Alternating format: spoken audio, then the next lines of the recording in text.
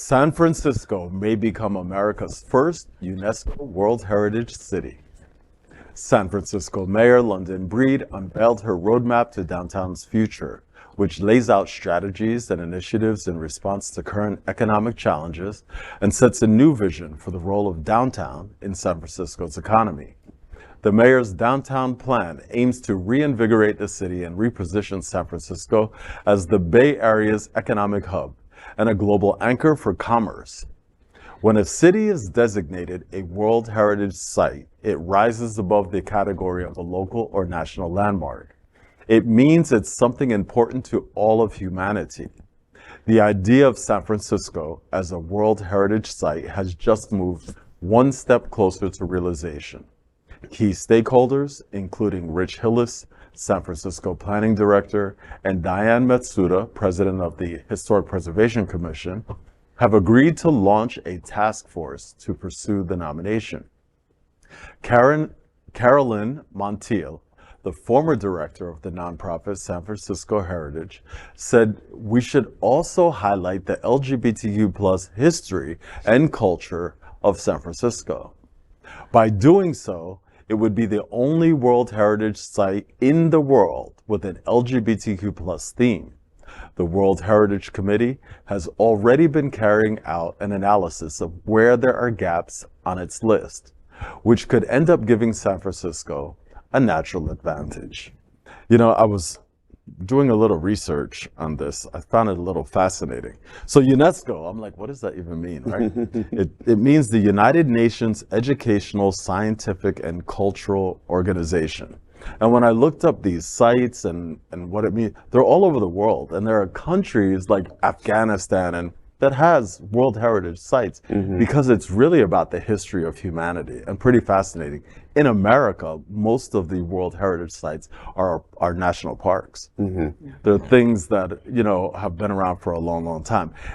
I found it really interesting for San Francisco that they would choose a community of human beings as part of the thing that sets them apart. And I really think it's fantastic, especially on the back of our last conversation, right, about Turkey, that no, that's not really the way this thing goes. That's not really the way this looks like in today's time, and it's not the way it's going to look historically.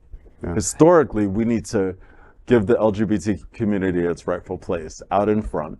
It is our role, at least that's the way I was raised in the LGBTQ community. That's what we do as LGBTQ people in every civilization is we help move society forward. Yeah. And so we absolutely should be out in front in San Francisco. And I hope that they win. Yeah. Yeah. And San Francisco is rich in gay history, LGBTQ plus history. Rich. Yeah. You know, and Mecca it was when I was coming up, you know. Yeah, it's one of those things that it sort of took root in this. San Francisco's always been an awesome city, even before it was founded. It was just awesome. But it's one of those cities that gay culture has really become embedded in, and they're sort of a model for how cities who want to put a spotlight on their LGBTQ plus population can be inclusive. So so this just sort of speaks to the expertise of your field. What role does real estate and real estate agents play in helping set and keep a vibe for a community? Because there's a lot of consternation in Wilton Manors right now about building a medium rise on the drive, and that Wilton could lose the identity it's carved out for itself over the past 35 plus years. What can we do as a community, and how can we do it from a professionals? Because real estate's really where it all begins. It is, but there are so many rules surrounding this profession against steering and things like that, which we needed in this country, that we can't steer, and we can only follow what the community does. So it's very important for the members of every community here, Wilton Manors, San Francisco, New York, to get out and be heard and attend those commission meetings. They're fabulous, by the way. I think people think they're boring, but I think they're fabulous.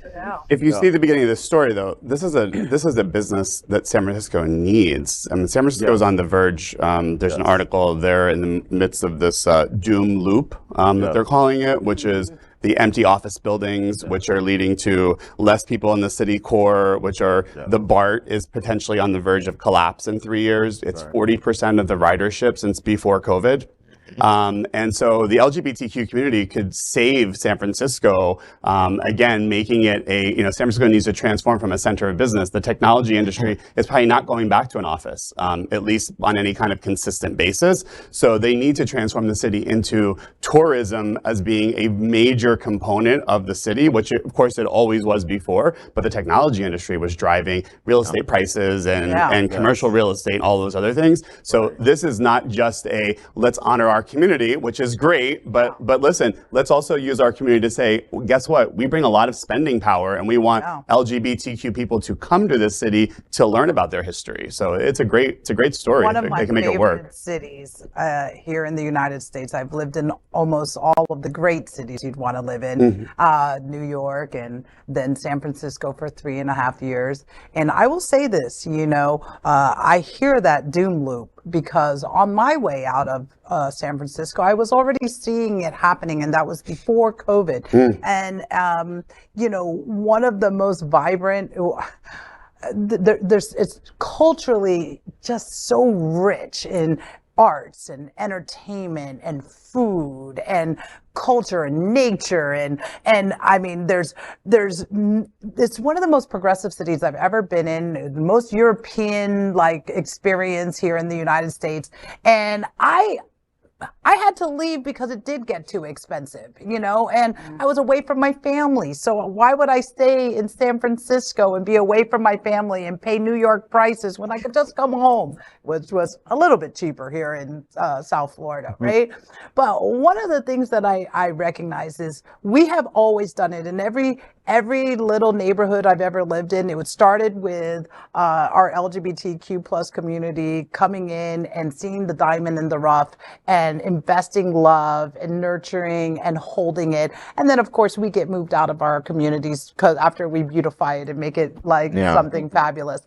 But what I think that you're so on point right now, Jeff, with this, if our LGBT plus community from around the world can see this bid for San Francisco, and we all go there and invest in reviving this city, then that city that is rich in our history already becomes our town. And thank you, Mayor London, for seeing and having the vision to bring this city to the forefront.